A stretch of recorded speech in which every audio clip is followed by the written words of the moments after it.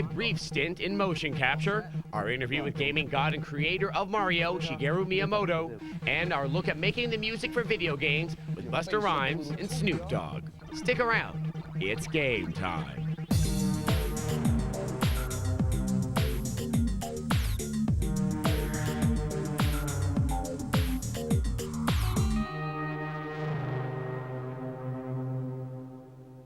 Hello and welcome to Extended Play. I'm Adam Sessler. Well, today on the show, we're going to look back on the year that was 2002, which really was a remarkable year for gaming.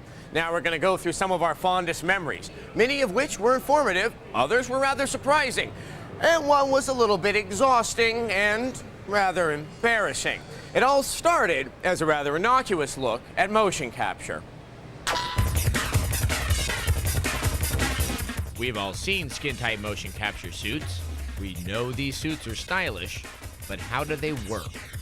To find out, we went to Sony's 989 Studios in San Diego, California. 989 has done capture for years on titles like the NFL Game Day and NBA Shootout Series. Thank you very much for having us out here today, Dwayne. Let's just start. What's your best definition of motion capture? Motion capture, by definition, is the process of bringing in an actor or an athlete into the studio, suiting them up with a marker suit, having them perform things that they can do well that we want to have in our game as animation, and capturing that performance. What are some of the earliest examples of working with pro athletes? What was that like? At first, that was very exciting every time it happened, and now it's almost gotten to the point where it's another job that we need to do, and we need to do well, so we kind of look at it that way. It is fun to meet the personalities behind the famous faces, though, sometimes. Is there a professional athlete who had such a unique style that you really benefited by having him motion captured?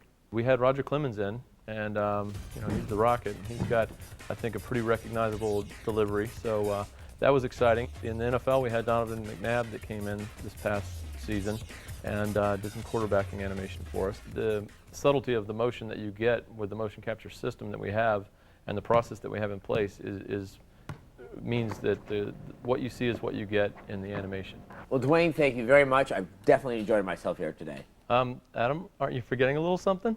No, I haven't forgotten anything, no. Aren't you going to put the mocap suit on, though? No, I'm not going to put on the suit. No. We got everything all set up here. Yeah, but I have to catch a plane and...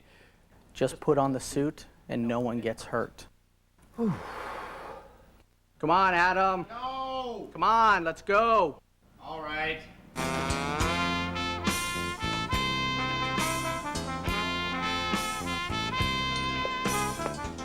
I feel like a sad ninja. You look like a sad ninja, but let's go. So where have you taken me?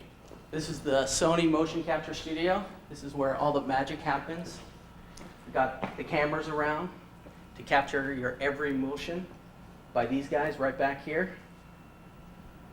So, what is this I'm wearing? This is the motion capture suit. It's made to be really tight, as you can tell. I'm noticing. We have the markers on that represent the joints and the skeleton. What are the balls themselves made of? They have this kind of luminescent glow to them. Well, they're reflective tape, and what it does is it has what's called a cat eye reflection. So it takes these lights, and as it comes down, it'll reflect the light right back to the camera, and in the middle there's a lens that will capture that light, and that's what the cameras will see. So why don't I go over there, and we'll put you through. Oh, joy. Good. Put this on. Oh, great. And we'll get you all set.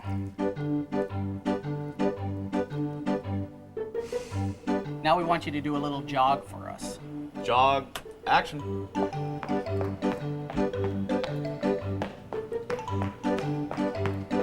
All right, now we're gonna have you walk like a chicken. All right, let's try something a little more athletic. We'll do some stuff from our sports games.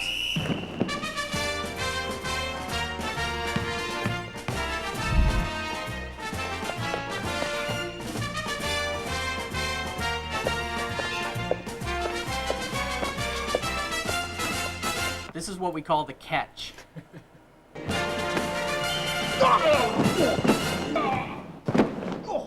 All right, Adam, now why don't you dance for us?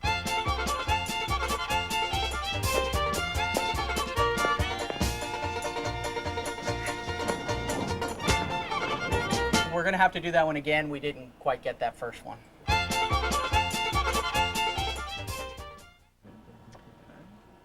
And here's your suit back. So these guys take good care of you?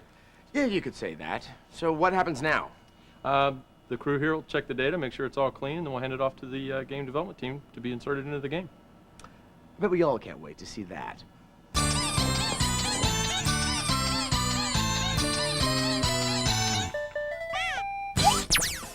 Coming up on a special edition of Extended Play, we revisit our interview with gaming legend Shigeru Miyamoto.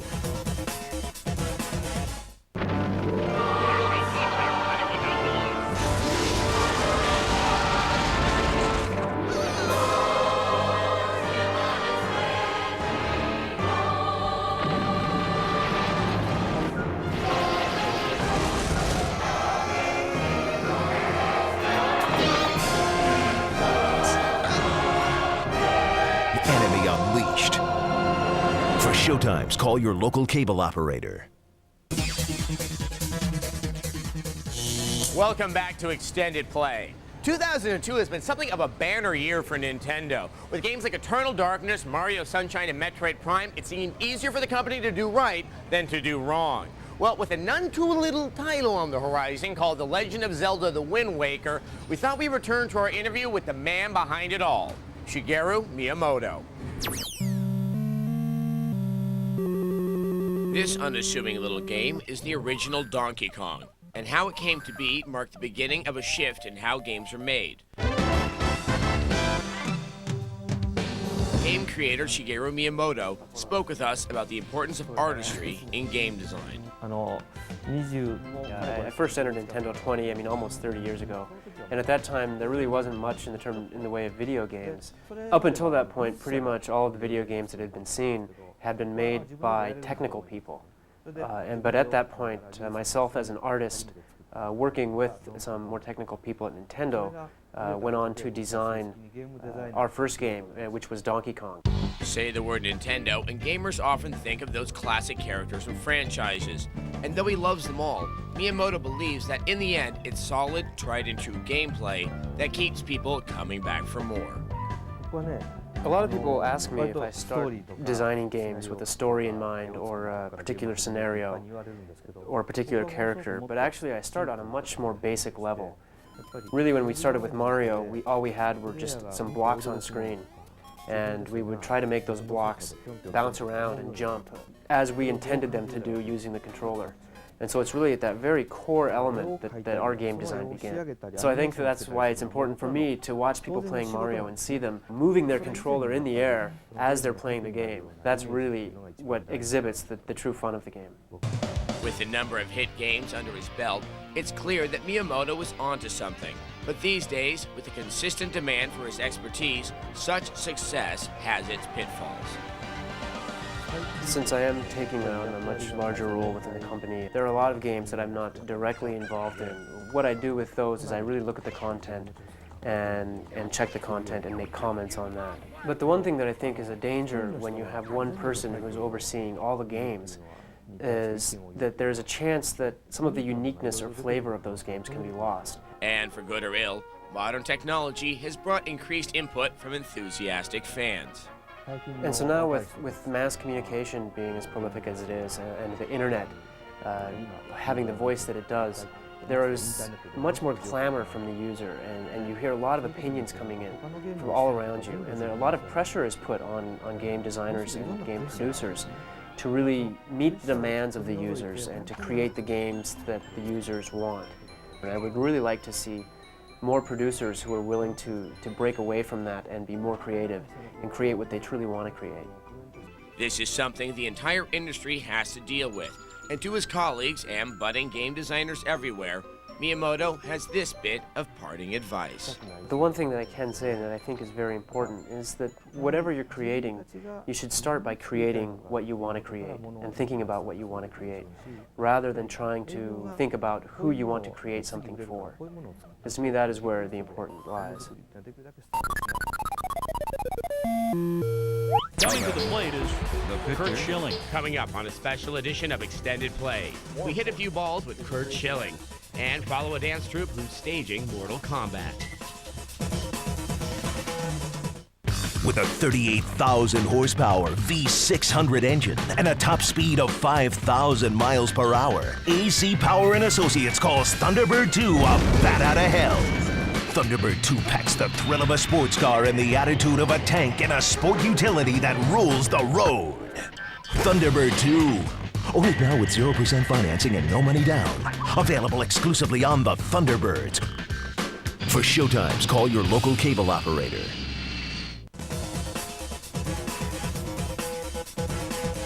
Welcome back to Extended Play. Now here on the show, when we like to speak to sports stars, we like to go to the best.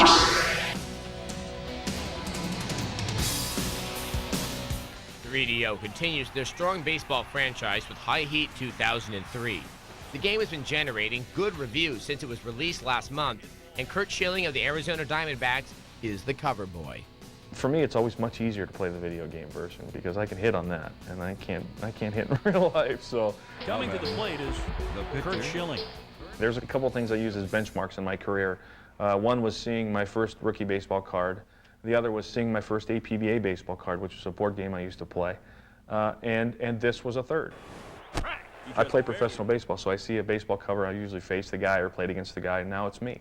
A lot of these endorsements are cash endorsements, and I don't need any more cash. But I saw a tremendous opportunity for generating more awareness for the cause. The cause is Curt's pitch for ALS, which is a disease more commonly known as Lou Gehrig's disease. The organization was started by Schilling and his wife about 10 years ago. Curt's Pitch is basically a fan-based program that fans can sign up for Curt's Pitch and donate money to the ALS chapters in both Philadelphia and in Phoenix based on strikeouts Fastball. and wins. I donate $100 a strikeout, $1,000 a win. And fans can sign up from $1 a strikeout to flat donations to $10 a strikeout. So far, Curt's Pitch has raised over $1 million for ALS patients and research. A portion of the proceeds from the sale of each unit goes to the Curt's Pitch for ALS, which has the ability, probably going to generate a huge amount of money, which is a fantastic thing.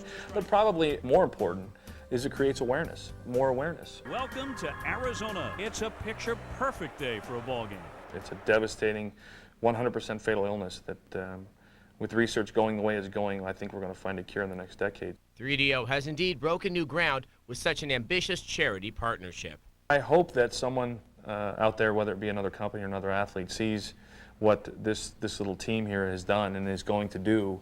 And once the dollar figures come out at some point, I hope everybody understands that this is definitely a venture that a lot more companies would want to take.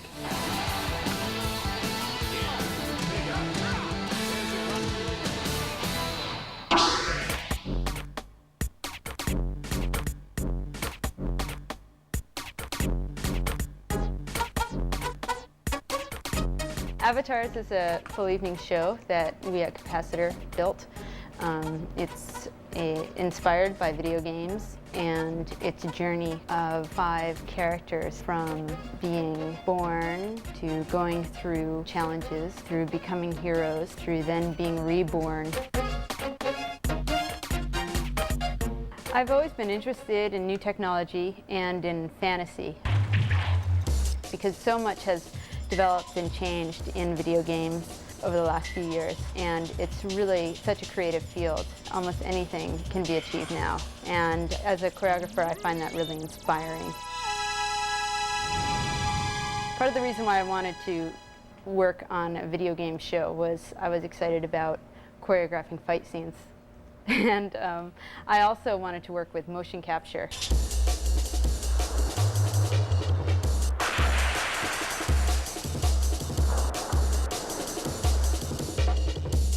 We're not saying games are good things or bad things.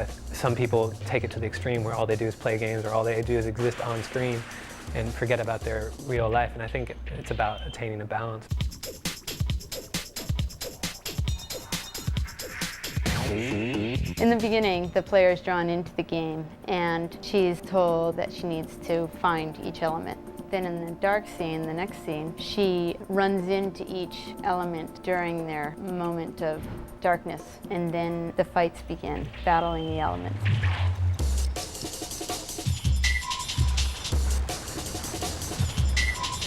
and she starts playing each of the characters.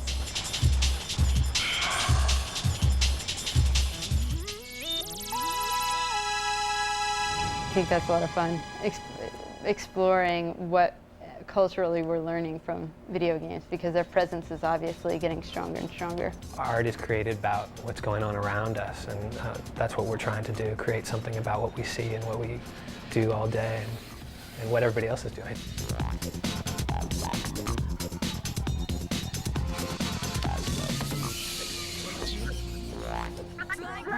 I know what it's like, brother.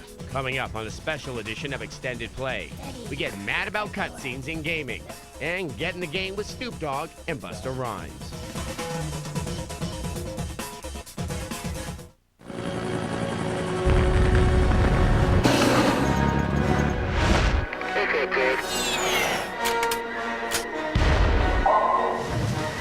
If it's big, loud, fast, and mean, you'll see it on Future Fighting Machines, the most powerful show on television. Watch Future Fighting Machines. For showtimes, call your local cable operator. Welcome back to Extended Play. Now, you may have noticed on Extended Play, from time to time, we like to say what we think. Okay, actually, we always say what we think. But nothing seemed to stir a pot of emotions more than our take on Metal Gear Solid 2: Sons of Liberty. So we thought, hey, what better way to close out the year than to stoke that fire one more time? I got to work really early one morning so I could spend some quality time with Metal Gear Solid 2. Usually the interns are hogging the consoles, but at this hour, oh no. Okay, Al, show a little backbone. May not have authority, but she's the intern. Hey, it worked. Sweet. The Hudson River, 2 years ago.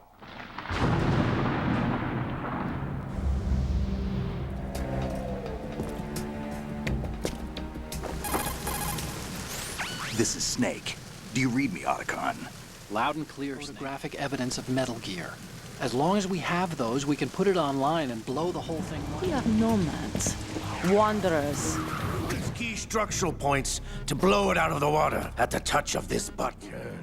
To the Patriots. The Lale Lule Lo. How's that possible? Otacon, we have a problem. I was thinking the same thing.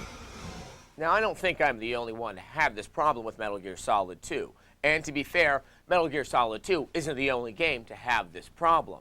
But for a game that is so high profile, it was a great disappointment to have so many moments where I wasn't able to play the game. Especially at the beginning of the second level, when you watch an interminable cutscene only to have very unengaging gameplay follow. You just walk down a hall, at the conclusion of which you then watch another cutscene. Following that, you're walking down a hall only to watch another cutscene. Did I tell you you could move? It's all right. He's not one of the bad guys. I'm not saying that Metal Gear Solid 2 shouldn't have a story, but the game shouldn't have to stop down to have to tell it and then have gameplay that does nothing to forward the narrative.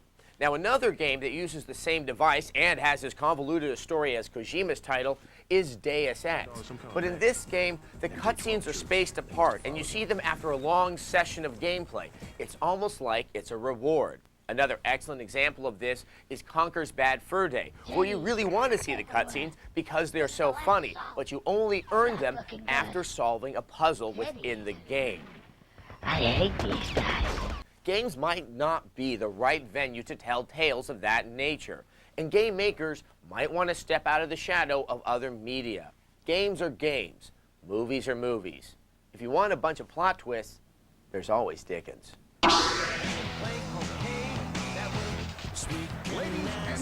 Music has always been an essential element in video games. Big-name musicians like Bare Naked Ladies have found their way into next-gen games like NHL 2002. To further this kind of partnership in their upcoming games, EA has started up a new division called EA Trax, where they hope to spotlight music created for their games. I hoop with the best of them, swooped up the chest of them. We're very aware that gamers turn off music when they're playing the game, and therefore, wouldn't it be great to have EA Sports Trax be a destination where new music, groundbreaking music can be found by somebody who's a gamer. You can take this other stick while you holding it like this, put it down. My joint come on while you playing the game. I want you to feel like you gotta stand up, you gotta grip the control a little tighter. You know what I'm saying? You just cringe your face up a little bit. You start talking garbage to the opponent you playing against, and you know, you just build that real competitive spirit, and you know, music does that in a lot of ways. It's in the game. Take the charge, Shaq Daddy. We made this song specifically for NBA Live 2003. You know, it was a song that I went in my studio, you know, took my time and watched it. I was watching NBA Live 2002 while I was actually making the song. To the hoop, y'all. It's not just rappers and hip-hop artists involved with EA Trax. Up-and-coming rock bands like LA's Epidemic are finding their way into games like Madden 2003. Hopefully, you know, if the song comes on and the guy's playing the game, it'll get him more excited because he likes our song, and hopefully he'll play better. Or if he sucks at the game, he's going to eventually hate our song. EA Trax isn't just focusing on football and basketball games. Hard-rocking Saliva lent music and voiceover talent to Tiger Woods' new golf game. We've reached, like I said, the ultimate demographic, you know, because it's not just kids that are playing these video games, it's grown adults too. It's always a privilege to just be a part of the start or the first or anything of that nature. It's always great to participate in pioneering anything. What? You can't see my reign. It's EA Sports and Snoop Dogg. It's in the game. Moving on into 2003, we're going to see even more music personalities getting in on gaming. In fact, an entire label, Def Jam Records, the home of some of the greatest rap acts in history, is starting their own line of video games. Now, if you'd like to learn more about that or any of the great things that happened in the year of 2002, you can go down memory lane at extendedplay.com. And while you're there, sign up for our newsletter, The Expansion Pack, so you can be up to date on everything that's going to happen on the show in 2003. Well, that's it for this edition of Extended Play. We'd like to thank Metreon for hosting us. And so until next time, Happy New Year and game over. Yeah, stir the pot of opinions. I'm playing some metaphorical game no one can handle.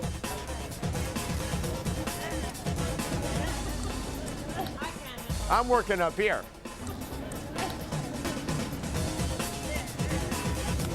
Oh, can you eat the candy cane going in his bum? Amazing. Engaging. Always entertaining. You're watching Tech TV.